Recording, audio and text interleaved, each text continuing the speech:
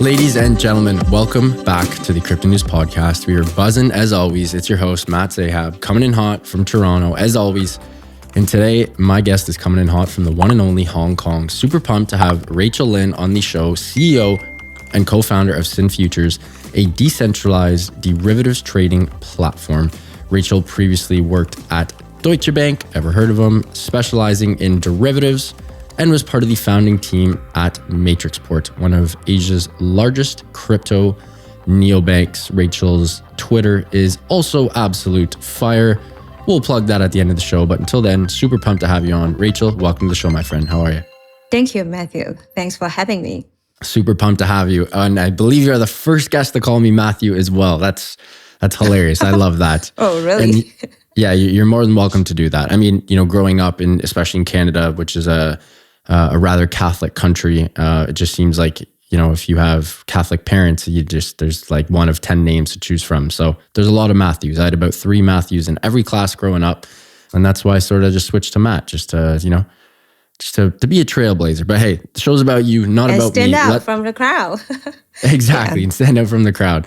Let's jump into it though. So you and the team have an incredible decentralized derivatives exchange, which enables anyone to list and trade futures and perps on any asset, which is huge, especially for the crypto industry, as we didn't really have this until a couple of years ago. And we will get into this, but until then, let's talk about your past. You have had some incredible companies. You are currently living in Hong Kong. Give us the TLDR on Rachel. Where'd you go to school? Where'd you grow up? What are your passions? How'd you get into crypto? And then we'll jump into SynFutures a little bit later on. Sure. I was majoring in finance and then financial engineering, sort of a little bit tech and coding for my university as well. But my first career was with a traditional finance institute, Deutsche Bank, in which I specialized in derivative sales and trading. After that, I joined a fintech company called Alipay, if you heard about. And it was with Alipay when I led their first versions of blockchain platform and started to learn about blockchains and grow lots of interest into it. And later on, so I joined Bitmain and Matrixport, just now you mentioned, so one of the largest Asian crypto neobank, and became one of the founding partners. But my interest being always in the true Web3, like decentralized world. So that's the reason why I started SynFutures, the decentralized derivative exchange. Yeah. So all the way from traditional finance to fintech to CFI to DeFi. Sounds like on the right direction, right? Yeah. 100%. No, it totally does. Then was it a no-brainer for you to leave TradFi and start your own, derivatives exchange? Like, I'm sure your family, your friends were like, Rachel, what are you doing? That's a huge risk. You had a cushy position at a world-class institution, and then you decided to leave. Give me the story. What happened there? Sure. I think at that time, it was not very hard for me to make the decision. Although, yes, you're right. My family's been saying that, hey, this is insane. I mean, you have I think it's like 70% pay cut. And voluntarily went into the fintech space and to the later on the blockchain. What is blockchains? There are lots of scammers out there. That's the talk out there. But I kind of feel there would be 3 major drivers. First of all, is the after macro environment wise, you feel that from the traditional investment banks being taken too far away. I was trading and a lot of clunky stuff whatever interest rate spreads. Yep. Language, very structural derivatives that no one could understand, and I don't know what's the purpose of doing all of this. And it woke me up at night. So I feel like there's something that's not very interesting and does not help the whole industries and the let's say the human being after all, right? So that's the environment that I was at that time. And the other thing is that I think like at that time, I first took the steps into a fintech company because I saw those beautiful story where how technology could make a difference and bring the change to those people that have no access to financial services. And when we did blockchain, we go and visit so those very poor house like communities in Philippines and see how my simple solution could make change to it. So that's very fascinating. Yeah. So yeah, and I mean to be honest, the bottom line is that I was feeling that hey, why not just take this chance and go on the journey? After all, if you feel that it's you can't you can't survive. You could always go back to investment banking. So that's the Very true. the bottom line. Yeah, but I mean, like it seems to me that many people who left finance, and at least my friends, whoever left traditional finance, enter into the cryptos, never think about coming back. So Of course. very interesting. Yeah. That's a really good point. And it's so true. Everyone who does jump ship rarely wants to go back. It's a fun world over here. Before we get into SynFutures, I always lurk my guest Twitter. I have to. It's part of the job. You had a very spicy take. You had a hot take. Normally we save hot takes for the end, but we got to jump into it right away. I read your article. I forget which website it was on. My apologies. But you had a bit of a hot take that FTX deserves a second chance. And you are a believer that they can relaunch, sort of rebrand, but just with the power and prowess and obviously the capital that they had, you still think that they have enough pizzazz to relaunch and actually be successful. I'd love for you to get into that and tell us why FTX deserves a second chance and why you think that they could have a successful relaunch. Sure. I mean, for one thing, for the greater benefits, if it has a second chance, I think there could be possibility for those who suffer from the FTX bankruptcies could get certain types of, let's say, recovery rates.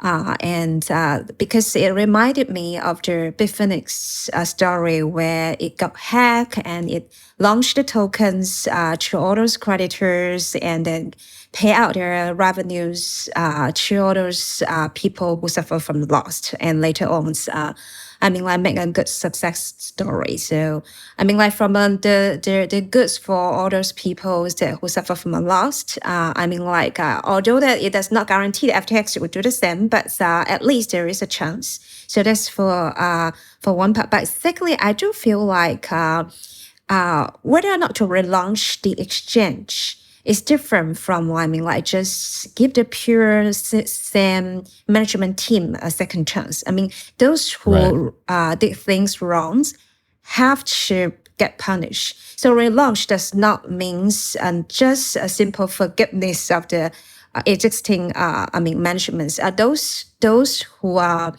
sort of get things wrong, should still, go to jail, let's say, and should still, get punished. And let's say that in a restructure, all those equity holders will still suffer from a loss from the capital investment. So that's what an equity holder is entitled to. So let's say that I'm not too concerned about the moral hazards that it might bring, because all those people who need to get punished would have the penalty anyway.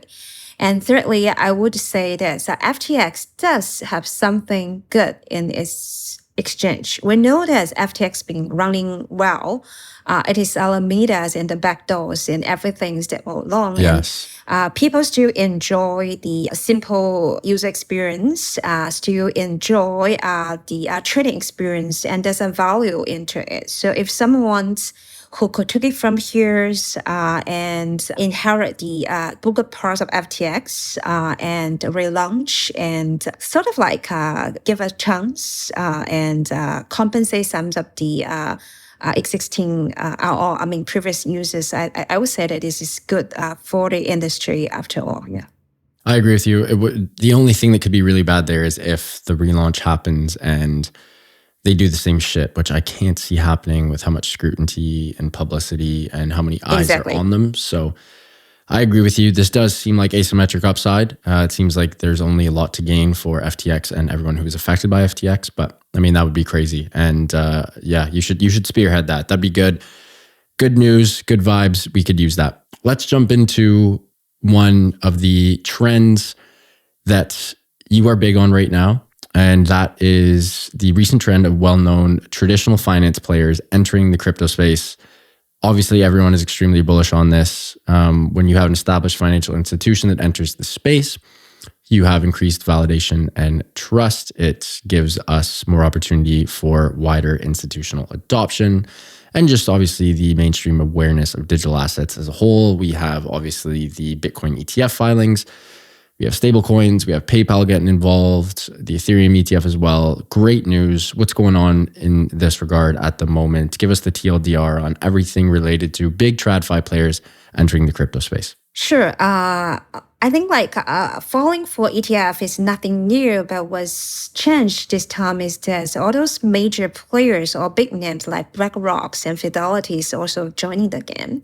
And as well on the stablecoin fronts, we know like PayPal is one of the largest fintech company in the world. Also, launched a stablecoin recently. And in Asia, you saw monetary authorities of Singapore release the response to stablecoins regulations, and there's already framework coming up, and lots of respondents are from all those traditional financial players as well. I mean, a lot has been happening, and major players are in the game. But I would say what's interesting to know is the timing.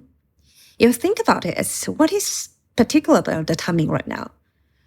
Number one, it is a bear market. I'm not sure whether you remember that, but during the last bear cycle, all those traditional finance players, big investment banks were saying that they are setting up all those departments to trade cryptos when Bitcoin was on the rise, but suddenly just pull off and stop the efforts when Bitcoin price crashed, right?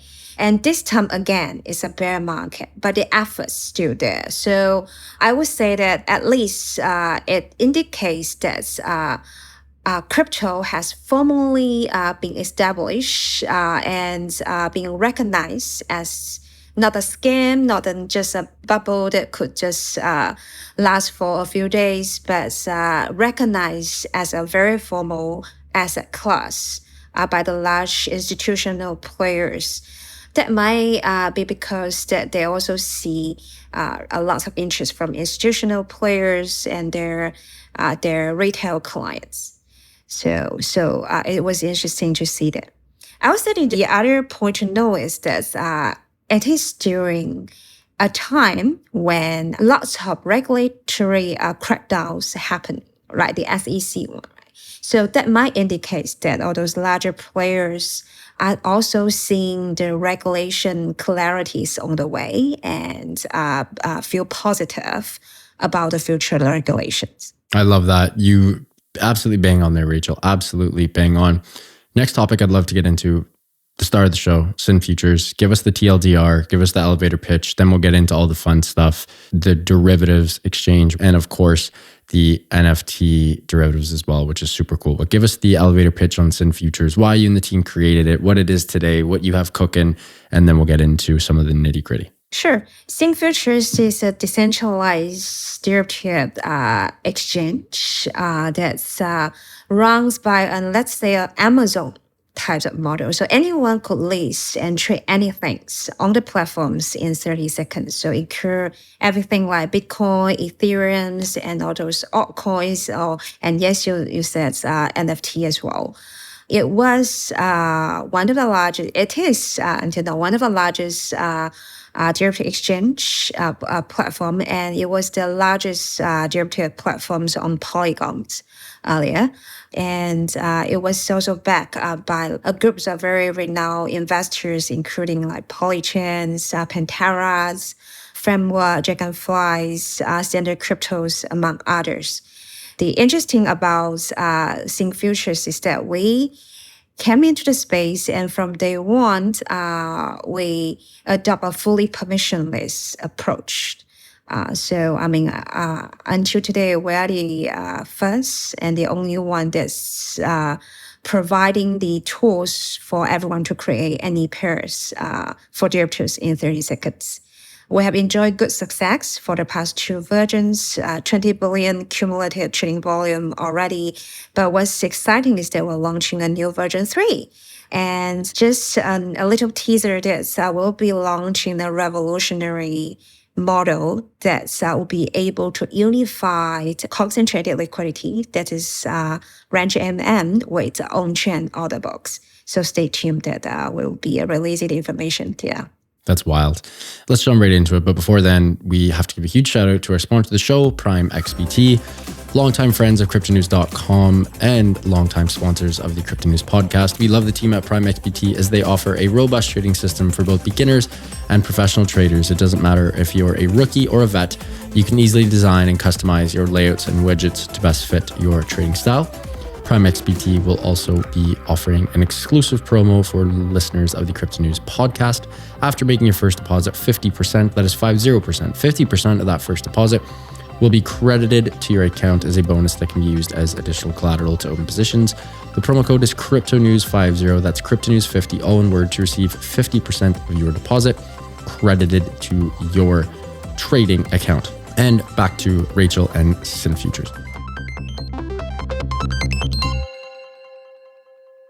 Rachel, one thing that I always get asked from friends, family, network, you name it, when they finally start learning about DeFi, which obviously is what you and the team at SynFutures are, I always get asked, what makes DeFi better than TradFi? They obviously don't use the words TradFi, but they go, why crypto? Why DeFi? Why should I get into DeFi? I keep hearing that it is more efficient.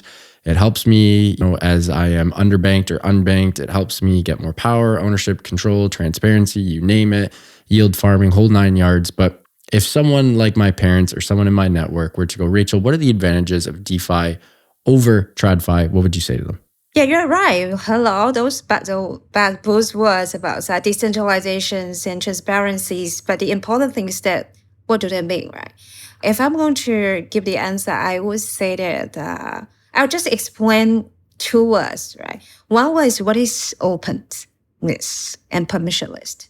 That's what separates DeFi from TradFi nowadays. One of the most important parts.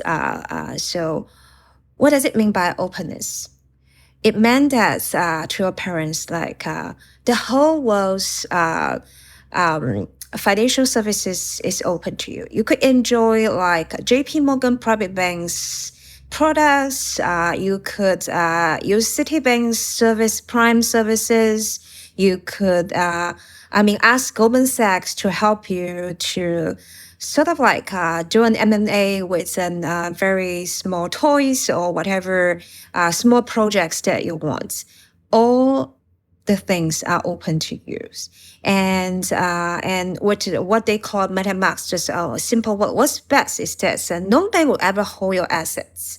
None of the institutions would hold your assets in DeFi. With just one simple wallet, it could go from today in Citibank and tomorrow in 10 seconds, you could just go to whatever other services that as you want, and all are just in the hands of your keys. So that's the good thing for the users for openness. And but I think there's another group that I might like to address just for us, the builders.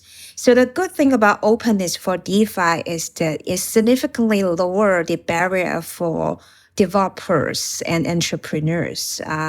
Think about the huge teams that you need to hire in order to start a business. But here in DeFi, you could, as what we said, so you could just use Citibank's accounts, and if you like, whoever BlackRock's custody services, you could just build things and then innovate on top of it. And all those institutions will also provide their proof to your customers that yes, you did move the customer funds through their account to enjoy the services. So openness is really something that's amazing and powerful. I would make a comparison to the Web2 world. It was like previously you could only read AOL or some of the some of the, ready-made papers that everyone's, but right now you have YouTube, you have podcasts, you have Twitters, and you get access to so many different types of informations out there. But therefore in Web2, it's just for information. But in Web3, you could enjoy the financial services as well. So that's the first word about openness. If I were to explain the words of trustness, I think that's the only essence of the blockchain's trustless. What do you mean by trustless? Again, in Web2, trustless is just an exchange of information. So you are in Canada, right? If you ever did something back to me via internet, I can do nothing, right? If I don't know your address, or if I don't, I could at most just say something bad about you. So you cannot get punished. What happened is that in these cases, the cost of trust is so high that we have to believe in all those large players in the world. We believe in like Google or Facebook or all those large institutions. In that, they're huge, so they cannot bear their reputational risk. And for very small players, we can't really rely on them, right? But in Web3, because assets are just on chain. So if Matt, you ever done something bad, I would just get hold of your assets immediately, and you'll get punished immediately because all those are written in smart contract, right? So, it gives us a way to, really monitor all the activities that Matt you have done, and give us a way to punish you if you ever done something wrong. So you could see that. Like a two-man's curve projects could attract like billions of assets out there, and we don't need to rely on a very huge players out there to get the services. We could trust in the code. We could trust in the systems, and we could see through everything transparently on what happened out there. And get the services as we want. So this is very powerful in that it gives opportunity to so many providers in the world, and everyone will have the opportunity to enjoy so many different services. We don't need to, giving lots of others benefits to those large players like Google will take all your data without paying anything, right? So that's the beautiful thing about DeFi over TradFi, that I would say. Yeah. Well said there. You and the team launched V3, and the V2 of your DeFi derivatives platform has already surpassed 1 billion in cumulative trading volume, which is huge. And obviously that's all available and all the data is public in Dune. Shout out Dune, incredible dashboards, best in the space. The V3 rollout has an updated AMM model, a dubbed Oyster AMM. That sounds like a Rolex to me. Very interesting. Maybe it is. We'll get into that. But walk me through everything that is new on the V3 rollout. And then we'll get into the last part, which is NFTures, which is the sort of NFT futures / derivatives platform, which is super cool. But we'll save that for last. Before that, tell me more about the V3 rollout and what is new in that regard. Sure. If you were on the decentralized exchange, you would notice that there's lots of debate over simplicity and efficiency, right? AMM give people the simplicities to lease assets, but the capital efficiency has been always a challenge. So in SynFutures V3, we solve this problem by bringing revolutionary models. That's the work of our PhDs for a very long time. It has several features. Number one, it offers concentrated liquidities for derivatives. By concentrated liquidity, you might refer to, we build on top of the words of Uniswap before, where you will be able to provide liquidity in certain range and boost the liquidity efficiencies. But beyond that, it is the one that designed for derivatives. So, which introduced lots of margin managements and account managements on top of spot centralized as concentrated liquidity. As well, we developed a model so that you could provide liquidity with one single token. So that is our concentrated liquidity model for derivatives. That's number one. And secondly, we also introduce the order book features and what's best, fully on chains. It is, I would say among the first to have this all fully on chains, so that you'll be able to enjoy the capital efficiency that's very similar to CeFi. The coolest thing about all is that all this are unified in one model. So unify liquidity across order book and AMM. So you have the best of both AMM and order book. It is a very significant leap from our previous versions, and we'll be releasing all those tech documents in the very coming days. So stay tuned. We got to go over dubbed oyster. Was that a Rolex term? What's the deal with that? What does that mean? So, yeah, because for our models, if you ever look at the XY curve, actually, did you read through all those like x to y equals k, right? It is a curve, but with the limit order is like a pro.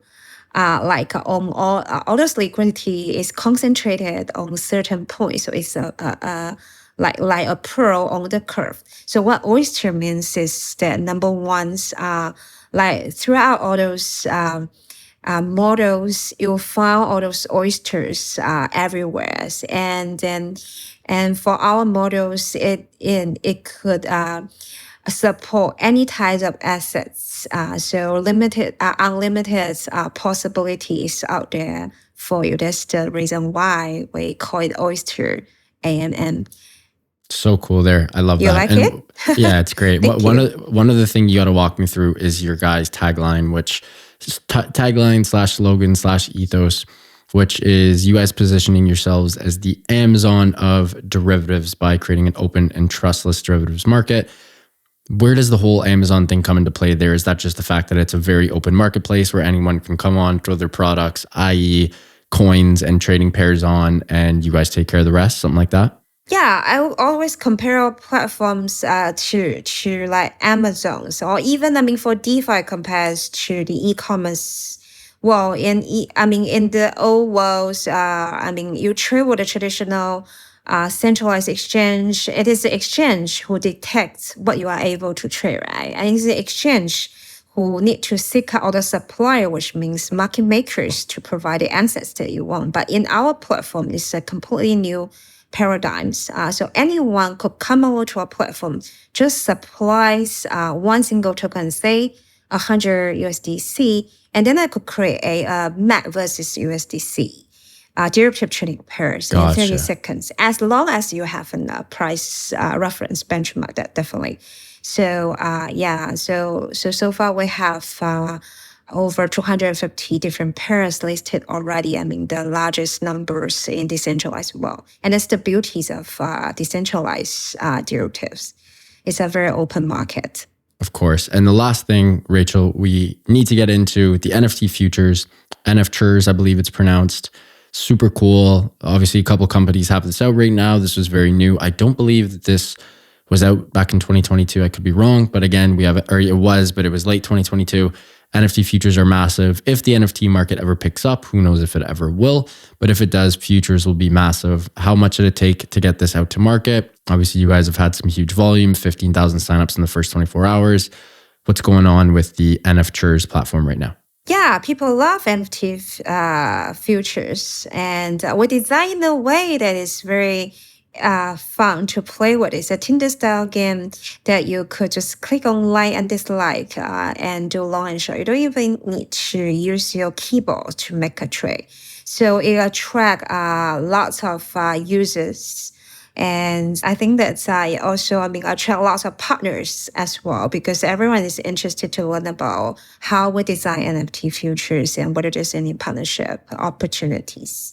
You enjoy lots of success with lots of users. And although that I would say that honestly, recently the volume isn't as high because the whole NFT market's been in the bear cycles. But we do expect the volumes to pick up quickly as the NFT futures going into the next cycle. Yeah, I love that. Rachel, this has been an absolute treat. We have one more segment on the show. It is called the Hot Take Factory. You and I jump in. We let a couple hot takes fly. Doesn't have to be crypto related. Can be health, wealth, happiness, aliens, AI, you name it. But give me a couple Rachel hot takes before you let us go today. Sure. Since you mentioned AI, I actually believe that blockchain have its most user case and see massive adoptions when AI come into play. The reason is that, simply just put back, in 5 years, you'll see a completely different cell phone from today's. You don't need to have that so many apps, right? What's in there should be an digital versions of yourself. A digital versions of Matt would help you schedule everything and make the orders and compare the orders according to your preference, and then select the best suppliers, and then just remember, hey, Matt, it's time for a nice dinner, and then you go, right? So you don't really need to install that much different apps in your, and AI could help this. And in such a world, you know that you should have a type of payments system that is open enough to pay to whatever suppliers that come and go, that could connect all the different apps out there throughout all different corporates does not belong to just one single giant out there. And we do have a solution already, which is called blockchain and cryptocurrencies. And with the digital economy come into place, I'm sure that blockchain could play an even larger role in our everyday life. I love that. Big AI fan. And of course, blockchain. We love that. Rachel, incredible episode. Thank you so much for coming on. Learned a ton, had a blast. Would love to have you on for round 2. Before we let you go, can you please let our listeners know where they can find you personally and SynFutures online and on socials? Sure. Thank you for the opportunity. So for SynFutures, please visit us at www.synfutures.com to try out our new products and join our community out there. And to follow our Twitters, definitely at SynFutures/DeFi. And for myself, Rachel Lins, _SF. That's my Twitters. And feel free to leave any comments and we'll read through them. And hopefully we could have great ideas talking together. Yeah. I love that. Rachel, thanks again. Appreciate it. Can't wait until next time. Thank you. Folks, what an episode with Rachel Lin, CEO and co-founder of SynFutures, the one and only decentralized derivatives trading platform. Hope you guys enjoyed this one. I certainly did. Rachel was dropping tons of knowledge bombs left, right, and center. We love to see that. To listeners, love you guys. As always, please do subscribe. It would mean the world to my team and I. Speaking to the team, appreciate you guys as always. Love you more than you know. Eustace, my amazing sound editor, appreciate you, my man. You are the best. And the listeners, love you guys. Keep on growing those bags. Keep on staying healthy, wealthy, and happy. And of course, we'll talk soon. See you next week. Ciao.